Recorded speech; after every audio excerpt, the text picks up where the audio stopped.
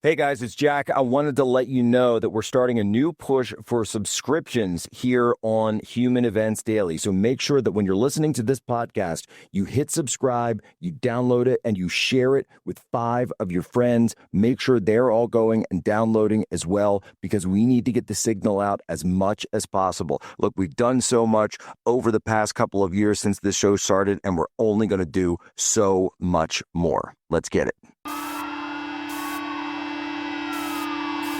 This is what happens when the fourth turning meets fifth generation warfare.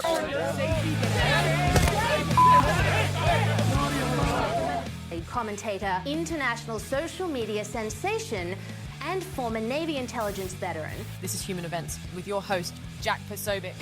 Christ is king. Donald Trump says an agreement has been reached between the United States and Iran, and that on Friday, Iran will reopen the Strait of Hormuz for shipping, and the U.S. will lift its naval blockade, allowing ships filled with crude oil to pass through. Pakistan's prime minister says the agreement signing will take place Friday in Switzerland. Pakistan has been mediating these discussions. Meanwhile, Vice President J.D. Vance telling Fox News he will attend and that Trump might go as well, as sources tell CNN that the president wanted an agreement before he left overnight for the G7 summit expected to happen this week in France. Former Senate Majority Leader Mitch McConnell was hospitalized yesterday. There's no word this morning on his condition or precisely why he was hospitalized, but McConnell's spokesperson did say he is receiving excellent care. We're learning a fire broke out at former L.A. mayoral candidate Spencer Pratt's campaign office in Pacific Palisades this week. A photojournalist with the Palestinian Post captured this drone video of firefighters on the roof. They say light smoke was showing from the building on Palisades Drive just after 6 on Thursday evening. It took firefighters about an hour to knock down that fire. Arson units were requested, but there's still no word tonight on a cause of that fire. In a social media post, Pratt claimed this was the work of arsonists. LA's embattled Homeless Services Authority is under fire once again. The Trump administration says it's suspending hundreds of millions of dollars in funding over accusations of waste and fraud. President Trump is set to depart the nation's capital, traveling overnight for a diplomatic summit in France. A petition for a total ban on hunting and fishing now gaining momentum in Oregon. If passed, the so-called Peace Act would make it illegal to hunt animals for purposes including hunting and fishing and even research. Sunday was fight night on the South Lawn of the White House. From the South Lawn of the White House, USA Freedom 250. To start the event, President Trump and UFC chief Dana White walked from the Oval Office to the balcony to survey the octagon. The president and first lady sat ringside, the matches happening inside an arena built just for the event, including a custom-built octagon under a massive overhead structure called the Claw. 4,000 people packed the massive arena, while thousands more watched from the ellipse outside the White House gates. Ladies and gentlemen, Patriots, welcome aboard today's edition of Human Events Daily. We're here live on Real America's Voice. Today is June 15th, 2026, Anno Domini. And what can I say, folks? America's official 250th birthday party has begun. 20 days of revelry, of celebration, of gladiator games, of patriotism, displays of military might. All of this occurring and starting last night at the White House, where, yes, yours truly did get to be in attendance, along with Tanya Tay. And I have to say, I almost struggle to put into words what exactly it was that we saw last night. It was multidimensional. It was multifactorial. It was a meeting of patriots, a meeting of so many friends and heroes. But beyond that, it was display of America at its best, an America that you don't mess with. And yes, oh yes, did I get my UFC Freedom 250 shirt? Look at this. Here we go, boys and girls. Here we go.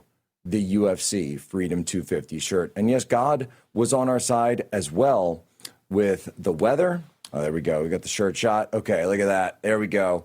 Yes, the Freedom 250 shirt, official. No, I'm not going to be putting it on eBay. And no, you can't buy it off me. So God was on our side. God has favorites. It's just true. You saw the weather with the lightning bolt and the rainbow on Friday. Then you saw the storm that everybody, all the libs, even the libs that run weather, what was that stupid channel? Not the good one. Oh, the Weather Channel. The ones that run the Weather Channel were trying to say, oh, it's bad. They ran a scam and a hoax to try to get people to not come. But what did Trump do? What did Trump do? He held it anyway. The storm parted as it crossed over Washington, D.C. You can go watch the tracker. It parts, doesn't touch Washington, D.C. at all. It's perfectly dry. But I want to talk tonight, or, about last night, rather, today, about the aesthetics that we saw, about the optics, about the dynamics at play, the young men, the masculinity, the combat sports, the fights. The final fight was amazing. It's one of the greatest fights I've ever seen. It's certainly, I have people telling me that, outside of politics, that this is just one of the best UFC cards that's ever happened. But the incredible display of patriotism and heroism by some of America's greatest fighters, America's greatest heroes, the pairing of Medal of Honor recipients. And yes, I shook the hand of every single Medal of Honor recipient that I came across last night. Gagey just staring at the Declaration of Independence in the Oval Office before going out. Folks, let me tell you something. America is back, baby. America's back. So we're rocking it out. We're rocking it out today here. UFC Freedom 250, United States of America. Right back. Jack Posobiec, Human Events Daily, Real America's Voice.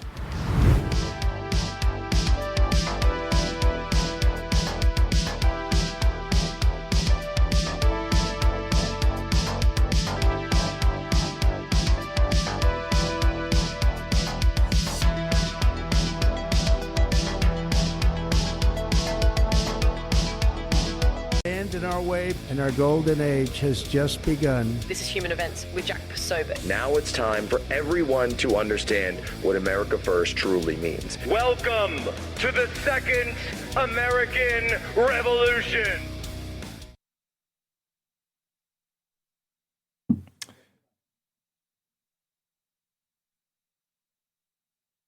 All right, folks, Jack Posobiec back live here, Human Events Daily, Real America's Voice. We're here on the program, and we couldn't be more excited to be talking about all this. UFC Freedom 250 last night. What an incredible event. What an incredible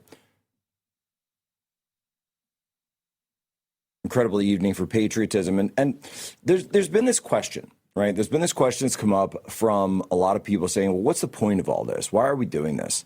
So someone who understands persuasion, someone who is himself perhaps a master persuader, is Joshua Lysak. He's a New York Times best-selling author, and he himself is a master persuader. Joshua, how are you? Thanks for having me, Jack. And I'm pretty stoked to be here with you today.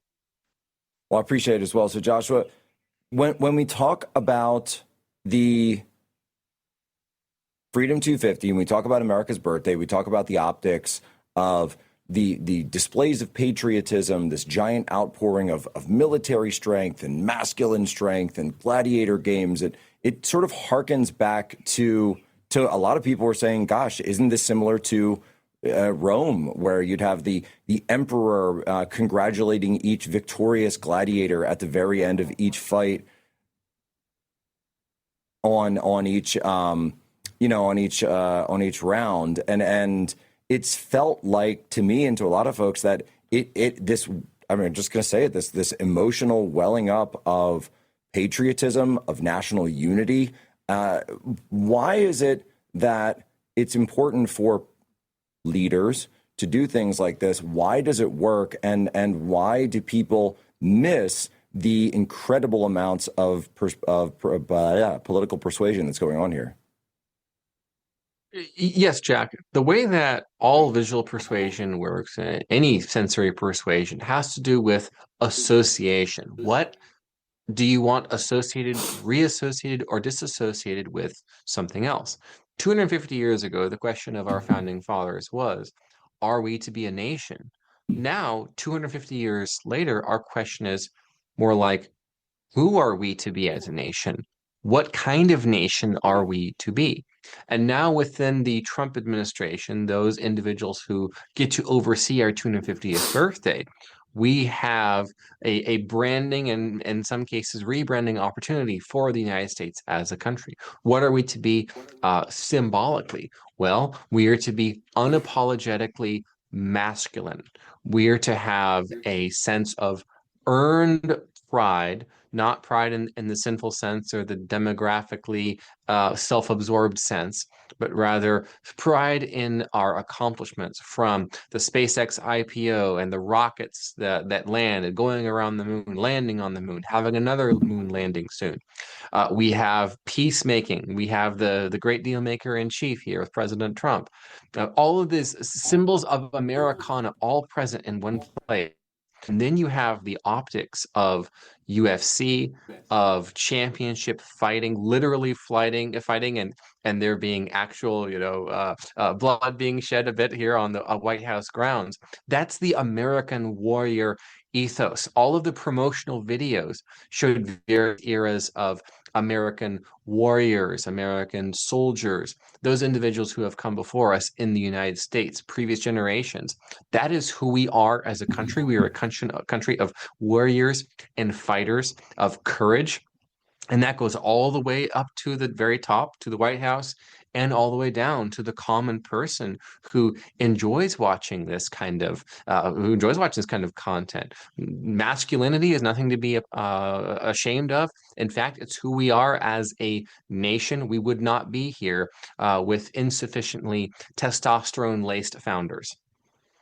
Well, and it's a display of strength, and it's a display of glory. It's a glorification of strength. And so you see strength from the military side. You see strength from, of course, the fighters. You see strength in terms of the just the audience, the applause, the 85,000 people who were there, massive audience. And then, of course, the fireworks, the celebration, all of it unifying people around one flag, unifying people with the White House. I mean, this is so key for nations to establish their national character. And it's something that I think the humiliation rituals of the Biden regime, by the way, were done at a counter purpose to. So when you have a nation that you are glorifying, this is a signal to your populace that, in fact, yes, we are all together. This is who we are. This is a reminder of our national unity. It does bring people together. And it's something that creates a lead in that direction. Whereas what Biden would do, and very much by design, was trying to degrade that national character by splitting us up into all these various other identities. Yes, that's right. And it was a sort of a continuation of the Obama administration's an international apology tour, where we're so sorry that we once had been really strong, and we had colonial possessions, and we were an empire in the past. I'm so sorry. Let's try again. No, we're not doing that. So much of the anti-Trump propaganda ironically depicts President Trump with laurels. They'll do juxtaposition with Donald Trump and statues of various Caesars, Julius, Augustus, and so on. And that just simply makes us look cool. An American empire is not something to be feared. It's simply who we are to be as a nation, as a civilization, as a culture. The Western civilization is, of course, obviously the greatest civilization that's ever existed, and the foremost of that civilization is the United States. People will say that in that way we are a continuation of the Roman spirit and Roman ethos to an extent, of course, modulated by a Christian moral influence appropriately. And I can't wait until we have, in the context of the SpaceX IPO, the American flag on Mars. That's who we are. We are pioneers. We're settlers. We're not a nation of immigrants, welfare queens coming here for freebies, gimmies, and stimmies, but rather people who wonder, what's on the other side of that ocean? What's on the other side of that mountain? What's on the other side of that lake? Out in the wilderness? What's over there? What's outside the orbit of the moon, for example. That's who we are. Well, so Joshua, we are warriors, we are explorers. If all of this is the goal, how would you grade the persuasion of the kickoff of Freedom 250 last night? So much of this, Jack, is a 9.5 out of 10 on persuasion. I personally can't think of how it could have been done better. Some of these moments, it's like they were planned by filmmakers, of course, but this is the real life. From the one particular fighter draped in the American flag, gazing upon the Declaration of Independence, and then the camera leads him as he comes out of the Oval Office here in this clip. This is just incredible content. I don't know how else to describe it right here. I don't know how it could have possibly done better. Possibly there's room for some improvement. I simply can't think of it. This is patriotism 101. This is the correct way to do it, to give particularly young people, particularly specifically young men, an aspirational vision, that warm-blooded nature of yours, that drive for excellence, for success, even superior success. Those are all good things. That is very welcome in America. There are many Western countries, unfortunately, that is no longer welcome in, as we've been seeing the struggles of Canada and the United Kingdom. But here in America, we've got all these people coming for the World Cup, seeing what Americans are really like, and now the world aspires to be just like us.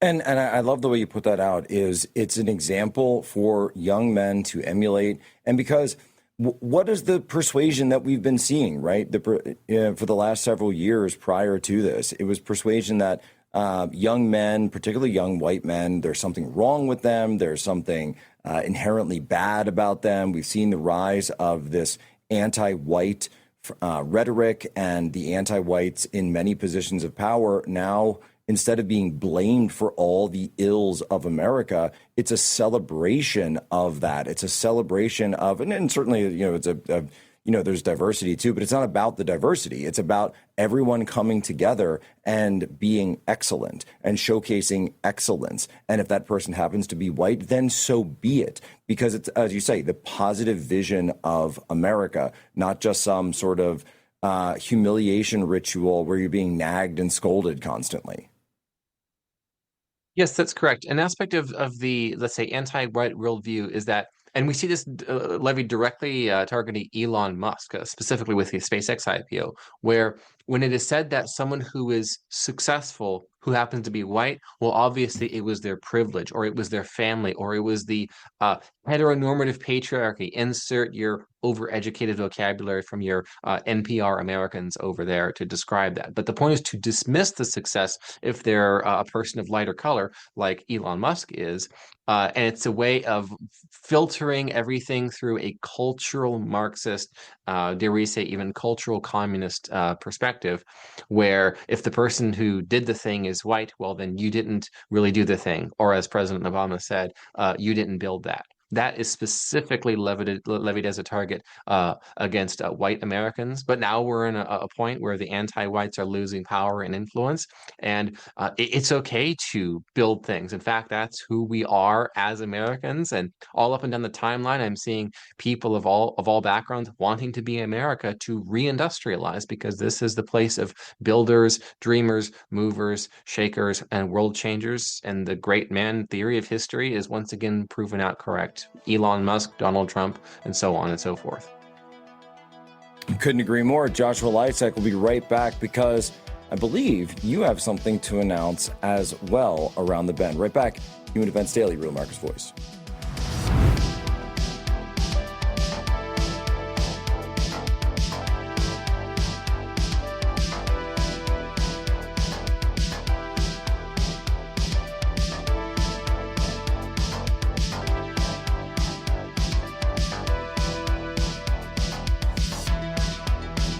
About influencers. These are influencers, and they're friends of mine.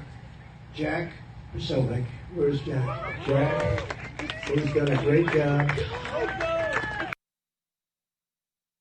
All right, folks, Jack Posobiec back live here, Human Events Daily, Real America's Voice. We're on with Joshua Lysak again, UFC Freedom 250, which took place last night. And Joshua, so we're talking about all that. We're talking about the optics. We're talking about the aesthetics. We're talking about President Trump's massive, massive win last night. Of course, we also know that he's got the Iran deal that is in the process of being signed. We're told it's electronically signed already. There may be a signing ceremony coming up in Geneva later this Friday. We're also President Trump also on the ground right now in France. How does he do it? Right, 80 years old, leaves the arena, goes to the plane, flies straight to the G7, is meeting with world leaders because of course he does. He is Donaldus Trumpus, and no one can do what he does. But Joshua, one of the things that came up during the 2024 experience and during specifically the one debate that President Trump held with Kamala Harris was a discussion of the town of Springfield, Ohio. And what a lot of people don't realize is that you yourself are a native of that very same part of Ohio. And if I understand correctly, you have taken upon yourself to come in and tell the story of this one town that went on to become not just a local story, but a statewide story, a national and even international story, which took on massive political ramifications. Joshua, tell us what you're working on now. Yes, that's right. Beginning almost 2 years ago, I began to hear about all manner of issues with a particular immigrant population that engaged in an influx. The locals frankly called it an invasion into Springfield. I'm from Dayton, which is just one town over. I spent a lot of time in Springfield over the years, and I began doing a little research, few conversations that escalated this past January, where a local landlord shared with me a particularly let's say, stomach-churning story about some local wildlife of Springfield and the consumption of them. And I had realized that enough is enough on this matter. Someone should do something about this, a private citizen, and I think that citizen should be me. And I, frankly, Jack, you put me up to it. I decided, more so you decided for me. I played a small role. Yes, you decided for me that I was going to write the first book on the experience of the Haitian influx into Springfield, Ohio. And you gave me the title of the book, Jack. You said it needs to be called Haitians of Springfield. It is the first book that is written on the matter. It is, without irony and not as a joke, subtitled An Oral History. This is an interesting experience the people of Springfield are having, because what I gathered from this is the hoax that the media has talked about, the assertion that there are hoaxes around Springfield concerning the Haitian influx. That itself is a hoax. In more than 110,000 words, and I probably could have had it be 6 times longer, I have debunked all of the debunkings, so-called, that the mainstream media has been doing to make Clark County residents out to be liars, racists, and worse. I also commissioned the first professional and academic survey via big data poll of the people of Springfield, registered heritage citizens of Clark County and Springfield area, on what their experiences with the Haitian migrants have been. Depending on who you ask, there's now between 8,000 and 15,000 Haitians in Springfield, what they would like done with them, what their experiences are, and also how many people have left Springfield as a direct result of the Haitian influx impact. One of the people I've spoken to, and I've interviewed dozens of people on the matter of the Haitians of Springfield, and one of them suggested, the kind of the pitch for the book should frankly be that this one city is the story of immigration policy in America. Well, so Joshua, wait, this is what happens when out. mass immigration becomes an invasion. Exactly. So Joshua, I know you have a hard out, but I just want to be clear here. So you've actually gone to Springfield. You've interviewed people in Springfield. You've got their direct responses, their direct experiences, their actual eyewitness accounts, something that the mainstream media has never done in 2 full years. You've done it here in this book.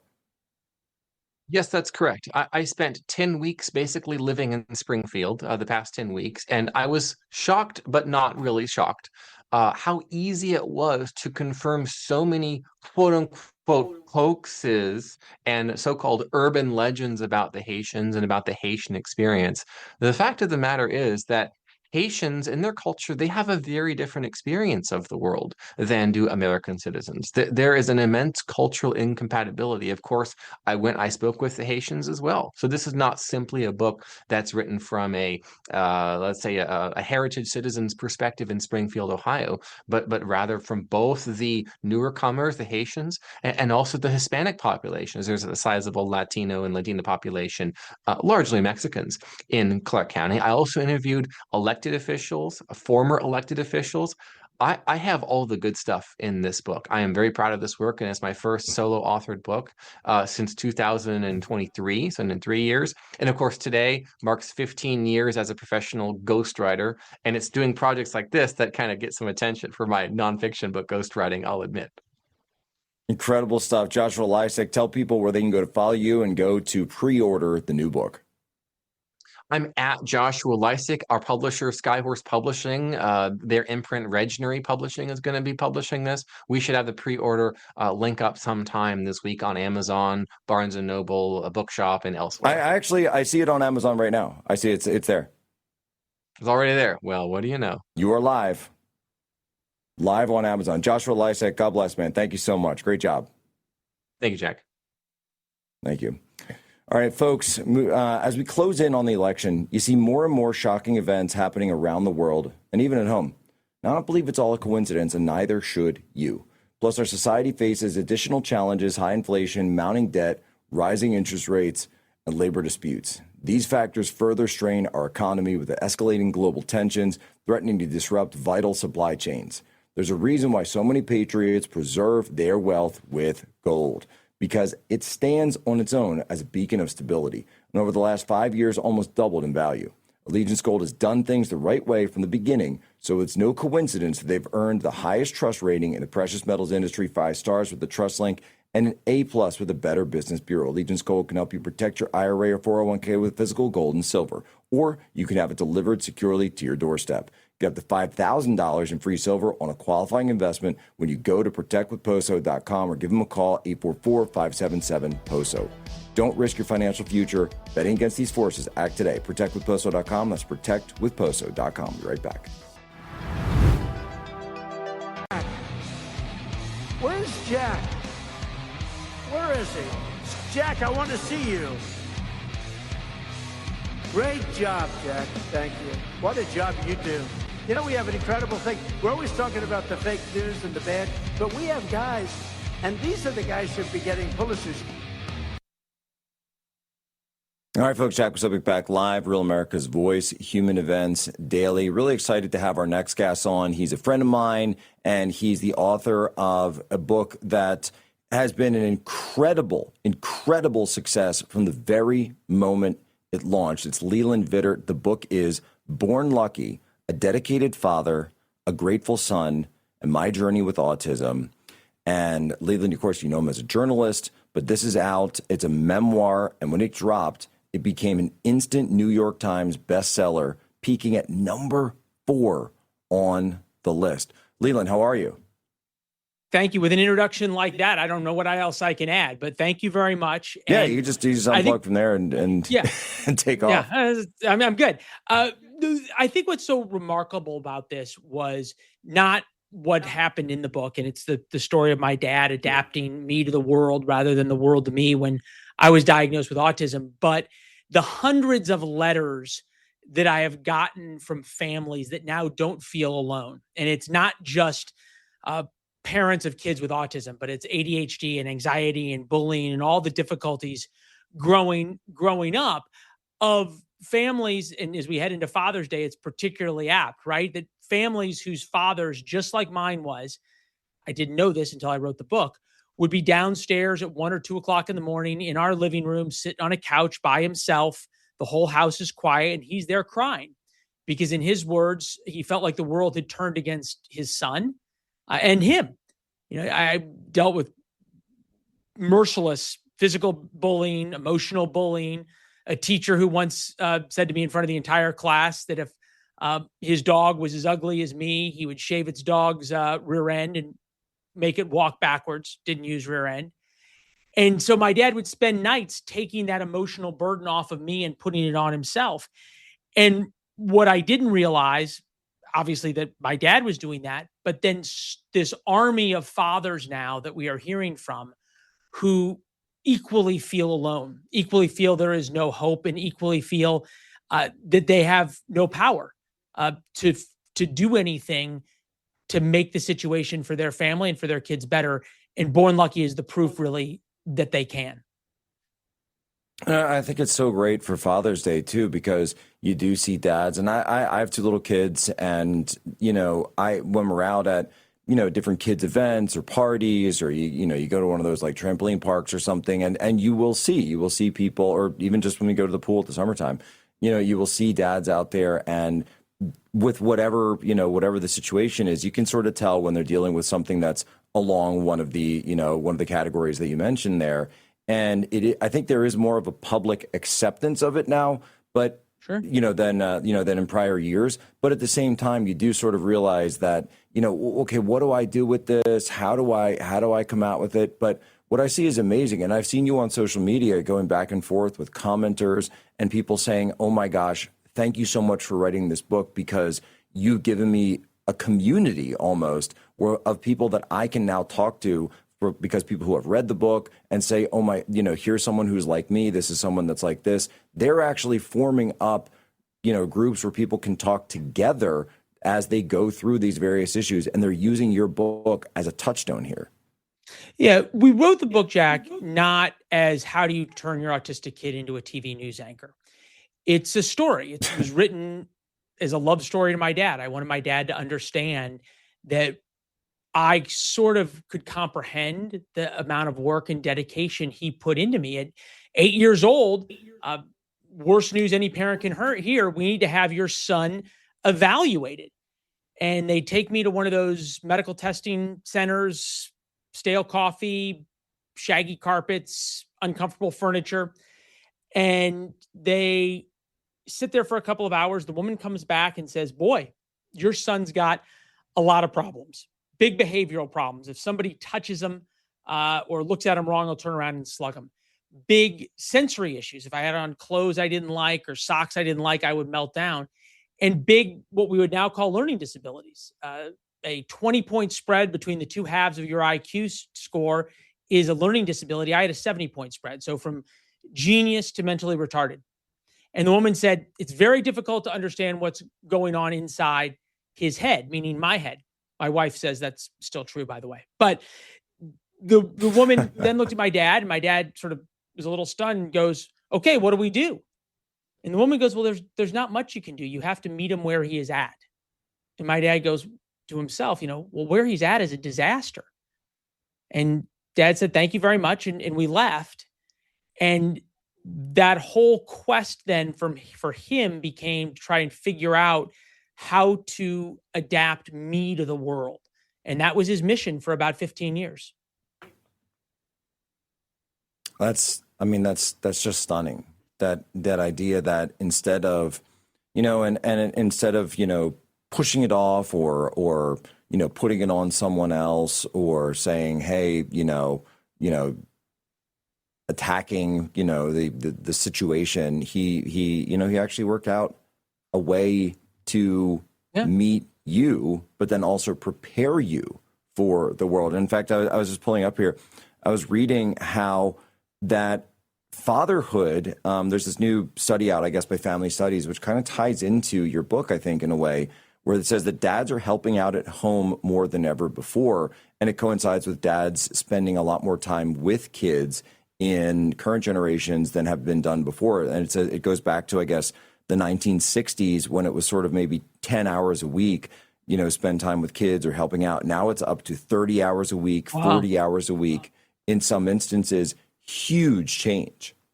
Yeah, it is. And I think, Jack, it goes back to what you've talked about how important fatherhood is and being a father. And I think that's something that's, I know, a theme of your show, and something I think that is so important for dads to realize on this Father's Day. that they're not alone in this fight, right? And the enormous differences that they can really make. My dad certainly did in my life. I wrote recently about hearing from so many families that there's this army of fathers all out there who all think that they are alone, that they're the only ones going through this enormous difficulty. And we know that the single biggest determining factor in how a kid ends up later in life in very basic ways is whether there were two parents at home, whether the father was really engaged in their lives.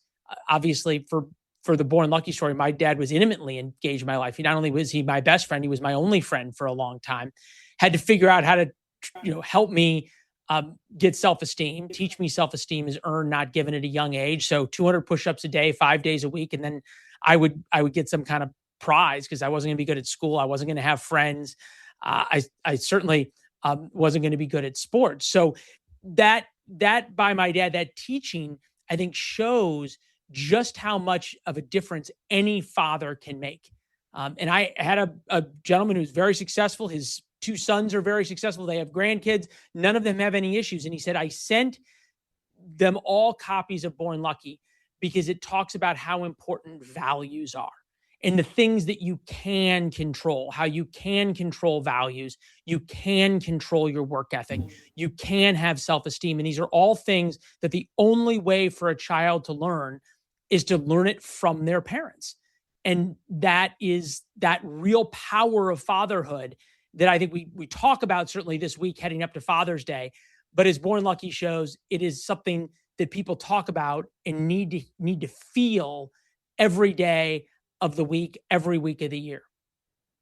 No, it's constant contact. It's the constant presence. Actually, I think since reading your book when it first came out, we've actually started doing the push-ups with my boys. To tell you the truth, I forgot to mention that to you, but we've added the push-ups on. We're not doing 200 a day. All right, we're not doing. I mean, of course, sure, no problem here.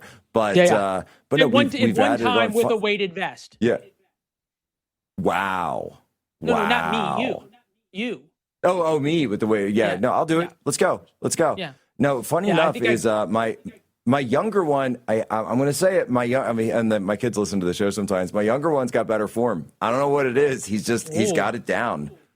He's got it down. Wow. The older one, I'm always like, look at it. Look at your little brother. Look at AJ. What's he's got the flat back, or it's not. He's not doing up, back in the air, all that bending.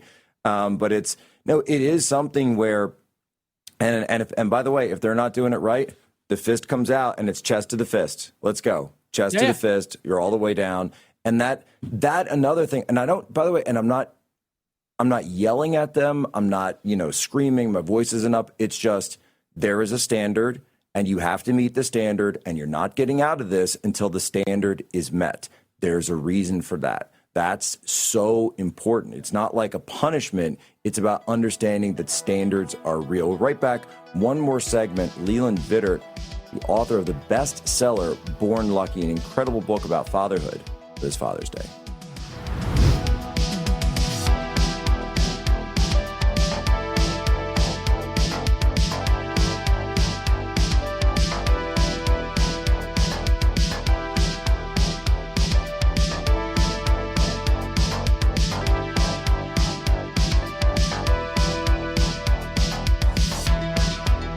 Call this the Jack Posobiec Appreciation Hour. I can say confidently, I think Josh Shapiro would be the vice presidential nominee if it wasn't for Jack Posobiec. And that is, I'll be honest.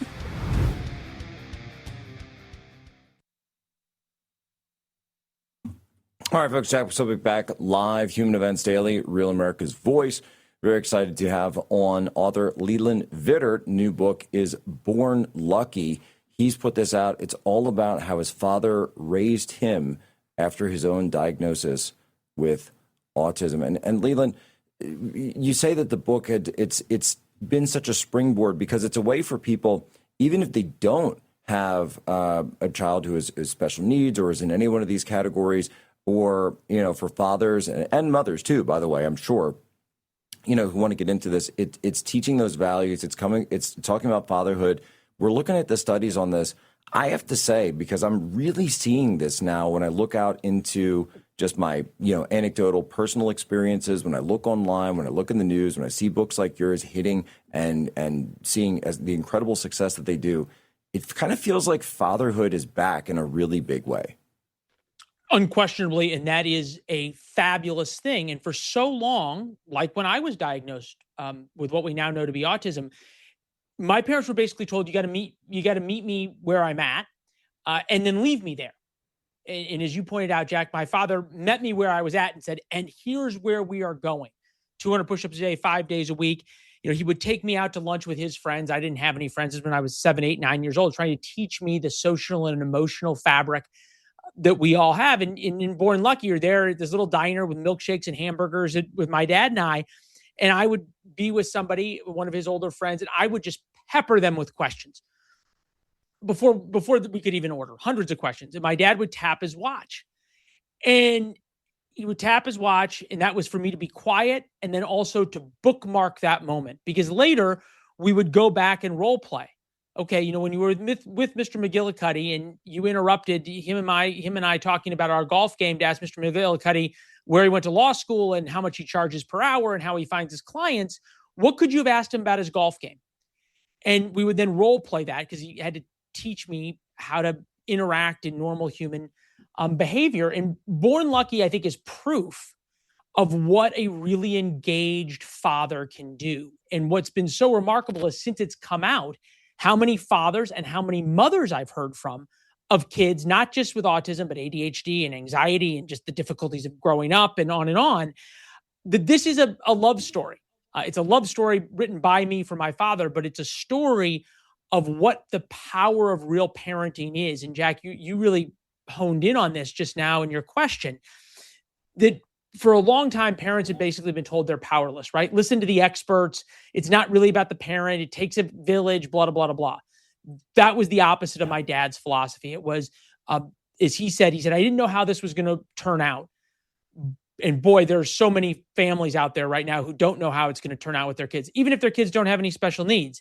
But it was, I know how it's going to turn out if I don't try.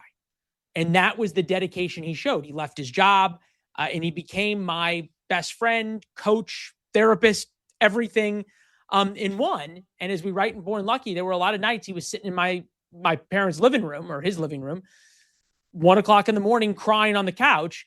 And it was my mom who was there to come find him. And he said, I just felt so alone. I felt like the world had turned against me. And Born Lucky is proof now of what what every parent can do. You're saying this, and I'm just reflecting back on that there's a feeling you have as, and I know my wife, but I can't speak for mothers, but I know just as a dad, that feeling of watching your child succeed and watching them have that achievement. And, we just got done I've been talking about on the show a little bit here, here and there. We got done, Little League season, so baseball season just kind of wrapped, and, seeing them, make the playoffs, and he gets a triple, and you realize and that look on his face, that look of sheer joy, that something that you've been working on, batting practices and taking time off of work to go to the field or whatever it is, and hey, I'm supposed to be on this conference call or whatever. I said, no, we're going to get the bucket of balls out, and we're going to go hit them, and we're going to keep doing that again and again and again. And then to see it pay off and see that joy on his face, there's nothing like it. There's nothing like that in the whole world. There's no product that you can buy. There's no supplement you can take or medication that is going to give you that feeling, that connection, that when you look at each other, that we did it. And for me, as you talk about this book, that reminds me of that. It's a way of trying to put that feeling into words. Hey, Dad, we did it. Well, you're nice to say that. When we started writing Born Lucky, the publisher really wanted it to be about autism and how to deal with autism and have checklists and, ideas and takeaways, and almost like a workbook. And I said, this isn't that. This is just a love story. This is a father-son love story about what a father can do. And everybody's going to take something different from the book, but the overarching thing that so many people have taken from Born Lucky is they're not alone. They're not alone not knowing what to do. They're not alone having a hard time. And, my parents told no one. They told no therapists. They told no teachers. There was no special accommodations. We fought this battle alone. Often at night, as my dad would sit there in my living room and listen, or in my bedroom and listen to me cry and yell and take off this burden. And I think also the other part of the Born Lucky story is what it means for the whole family. There were teachers at the high school that I went to, that my sister later went to, who would tell her, I hope you don't turn out like your brother. The kids called her the retarded kid sister. And that feeling of what a father can do, the power of a father to take a terrible situation and turn it into a family against the world, and this family together is going to fight the world and fight the injustice, is something that is really powerful. And they took something that was a terrible time and an awful time and turned it into a strength for me, and also a strength for my sister. And I love it too, because the father aspect, and by the way, I don't mean to say this as this isn't a criticism. It's just an observation. Mothers want to protect. The mothering instinct is to protect, to keep safe, to nurture, but to avoid risk. Right? That's motherhood. And we need that, obviously. Men are built slightly different. Dads are built slightly different. We understand that the world is risky and that we have to prepare our sons for that risk, because at some point, the nest isn't going to be here anymore. Mom and dad aren't going to be here anymore. So we've got to get them ready for meeting that world. And it sounds like, to me, that was where your dad came in, was to say, you know what? It's harder, but sometimes things are just harder. And that doesn't mean we're not going to do hard things. And I could, protect him and keep him at home and, do all this and prepare him for a life of isolation. But that's not what he did. He found a way to push through all of that and actually beat it and win. That's where a dad comes in. That's the father difference. And again, not a criticism. It's just that's what makes moms and dads different. That dads will be willing to push through no matter what the odds are. Yeah, and look, an enormous sacrifice for my father, who very easily could have taken a different road. And I think what's so remarkable about Father's Day is we sit there and we idolize these men. Certainly as a young boy, I idolized my dad, still do, still my best friend. But that same man is so scared often and doesn't know what to do. Parenting is they like to say, doesn't come with an instruction manual. You leave the hospital. I think that, you get more when you adopt a puppy from the SPCA than you do when you take a kid home from the hospital. I don't know. I said the same thing when I had my kids. Yeah. I said the same thing. Oh, Leland, I'm sorry, not to put a pin in that, because I'm just looking at the time, which we are completely out of. Before you go, tell people where they can go to get the book. Born Lucky on Amazon and anywhere else. It'll be there before Father's Day. Check it out, folks. Born Lucky, for the dads, for the moms, for anybody who wants to dig in. You're going to love this book. Ladies and gentlemen, as always, you have my permission to lay ashore.